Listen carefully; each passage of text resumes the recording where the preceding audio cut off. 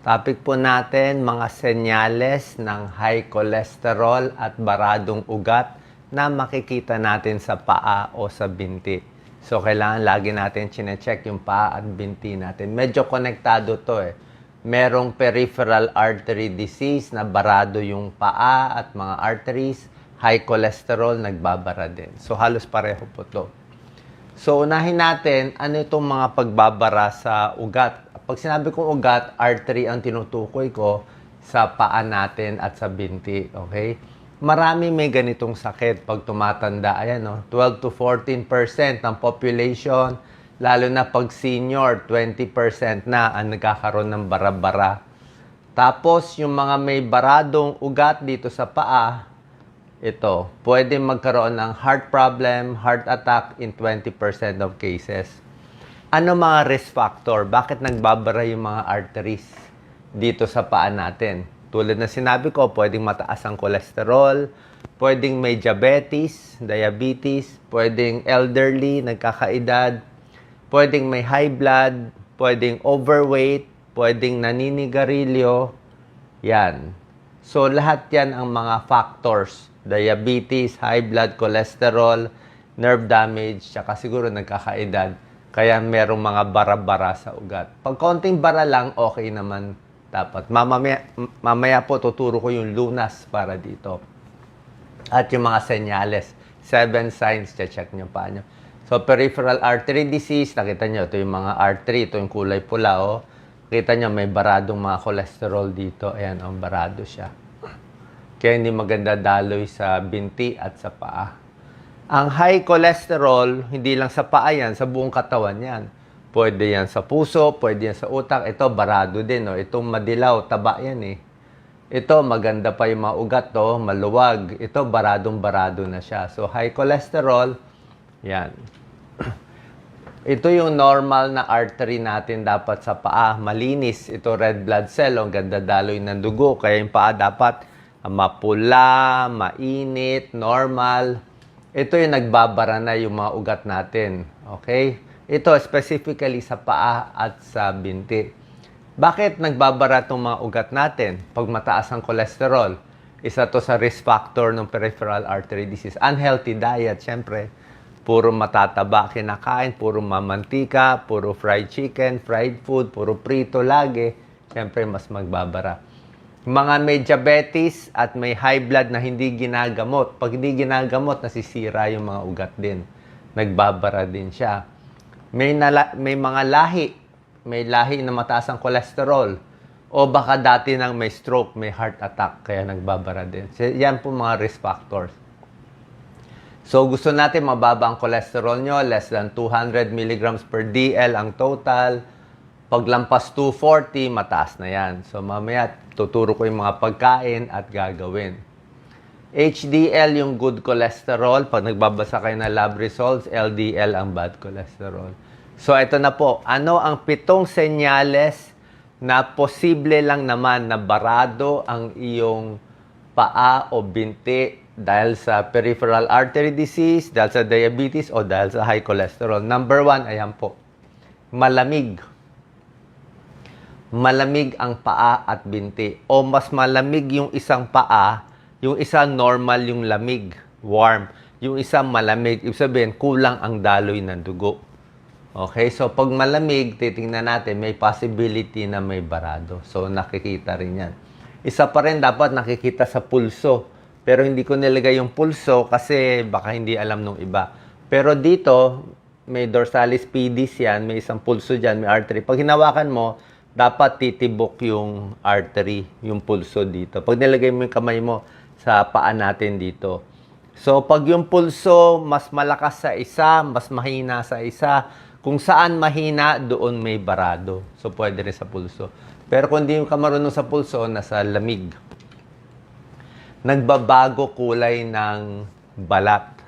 Siyempre, parang puno yan. Pag kulang na ang daloy ng tubig at nutrition sa isang sanga, masisira yung sanga, mawawalan ng dahon, di ba? Kukuluntoy.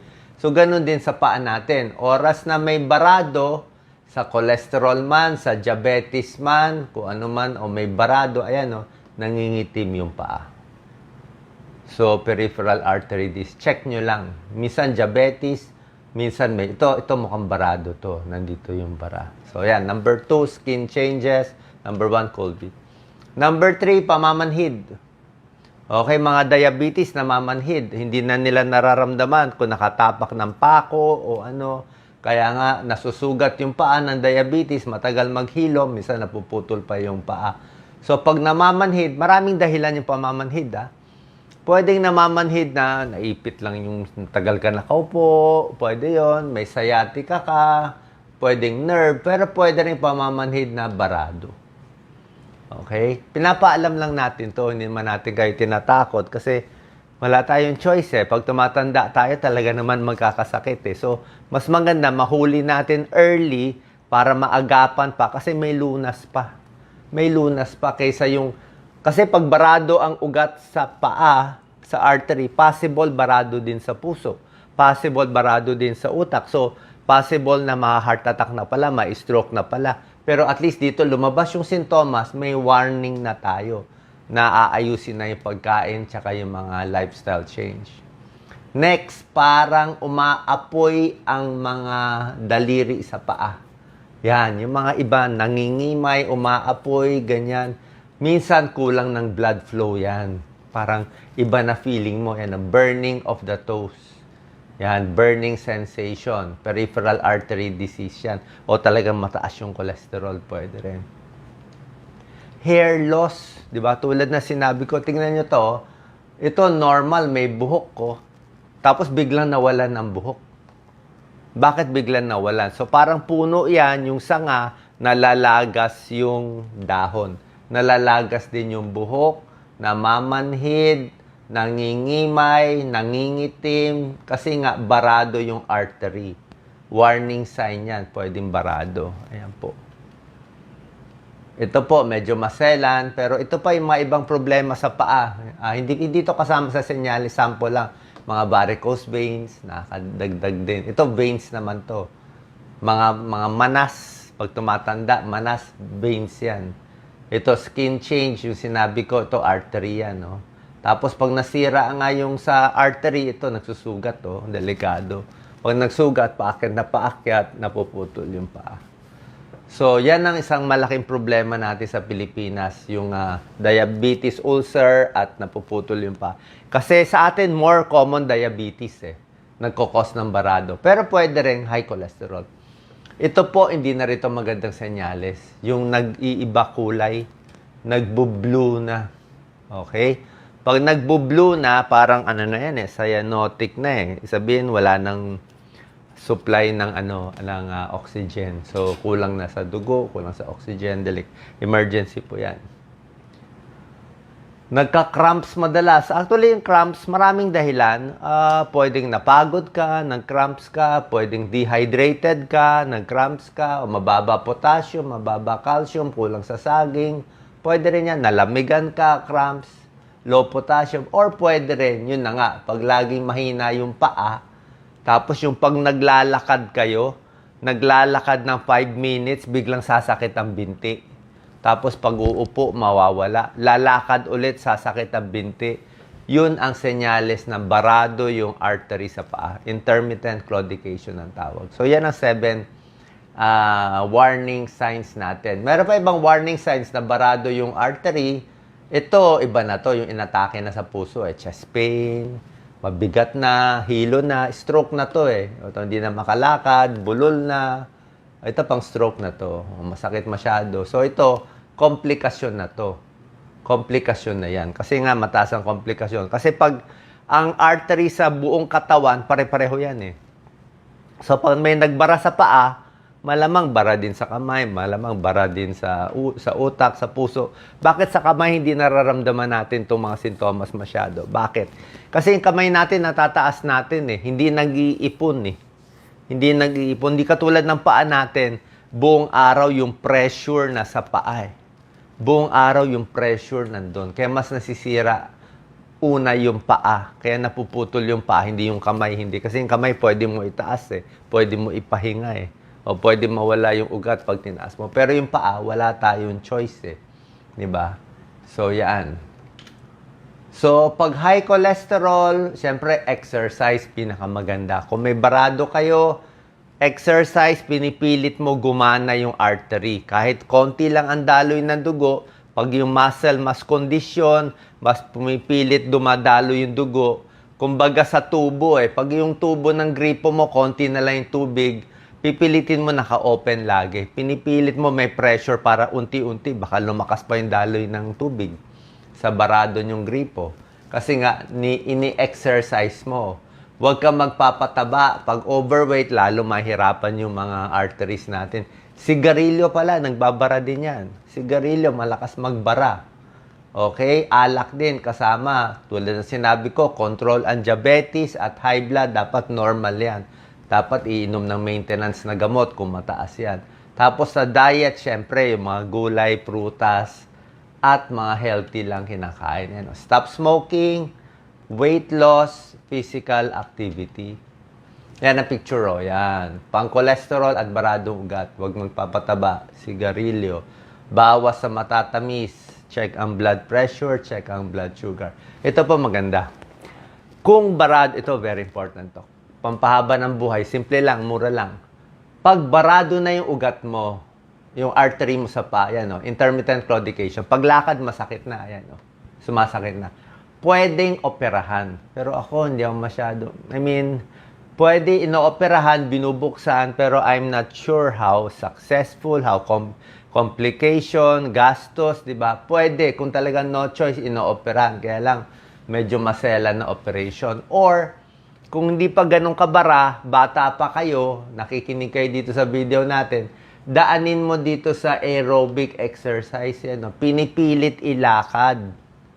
Nilalakad niya talaga. Kahit masakit, pahinga, lakad, pahinga, lakad ulit, pahinga, lakad ulit, pahinga. So, pinipilit mo unti-unti. Okay? Kahit may sakit konti, tuloy lang. Ayan, Pag nilakad mo ng almost 5 times a week, 6 na buwan, 1 taon, 18 months, 1.5 year, ganyan katagal, unti-unti gaganda dapat yung daloy ng dugo dun sa baradong ugat sa paa. Pwede pa maayos. Yan talaga po ang treatment. Yung iba, inooperahan with exercise. Pero kung walang pang-opera, dito tayo sa exercise. Yan po, intermittent claudication na sinasabi ko, barado yung paa. Kita niyo yung picture? Masakit ang muscle pa naglalakad. Barado ang artery. Yan ang barado. Ayan, walk speed. Yung lakad na kaya mo i-maintain ng 5 minutes na hindi hinihingal. Diba? Konting tiis. Kahit masakit katawan, masakit ang likod, pilit pa rin maglakad. Diba? Lakad-lakad para hindi pumanaw. Kahit anong edad, 70, 80, pilit pa rin makatayo. Kasi oras na bedridden na tayo, doon na talaga mag-uumpisa yung pahina ng pahina. Improves pain, reduce pain, improves fitness. Tingnan nyo, benefits of exercise. Bawas sa sakit, mas hindi ka maoperahan sa paa, mas hindi ma-heart attack, mas stroke, gaganda mood mo, makakatulog ka, mas papayat ka kasi nga pinipilit mo maglakad. Lakad 30 to 60 minutes, ayan, rest walk, pahinga, lakad, pahinga. Parang pinupush mo yung ugat pinupush mo yung artery mo, ayan. Huwag matakot kahit masakit to. Do not fear walking with leg pain. It will not harm you. Okay, do not fear walking with leg pain. Konting push. Kasi yan ang kailangan natin para lumakas tayo. Tapos build walking speed. Unti-unti, lakad. Maganda rin sa baga, sa puso. Siyempre, pag tumatanda, mas hinihingal. Pilit lang. Ayan, be patient. Kailangan mo 6 na buwan. Magpalakas din konti ng muscle. Bumili ng rubber shoes. Ayan, rubber shoes. Uminom na maraming tubig. Magandang daanan. Hindi ka mababangga. At may resting place. Magandang mall na lalakaran. May uupuan. Magdala na lang ng hand silyang na portable kung gusto nyo nga. Ayan, Okay? So, mga pagkain makakatulong? Okay, pampababa ng cholesterol. Ito po, syempre, oatmeal, nakakababa ng cholesterol.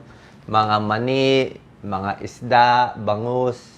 Yan, okay. Beans, okay ang beans. Walang problema sa arthritis. Basta 1 cup lang, monggo. Okay yan, mas healthy yan, hindi magbabara yung ugat. Yung mga fast food, prito-prito, yun ang problema natin. Monounsaturated fat, avocados, maganda, olive oil pwede, at mga tsaa pwede. At syempre, maraming tubig na iinumin. Sana po nakatulong tong video natin para sa baradong ugat. God bless po. Share po.